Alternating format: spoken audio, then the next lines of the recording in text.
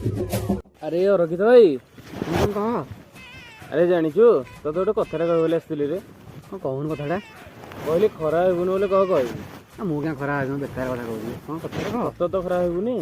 ମୁଁ क्या ଖରା ହେବି ତୁ କହୁନୁ କଥାଟା କଣ ଆରେ ମୁଁ ଗାଁରୁ ଆସୁଥିଲି 4-5ଟା ଲୋକ କଥା ହଉଛନ୍ତି କି ଅରଖ ପୁଅ ରଖିତଟା ପାଗଳଟା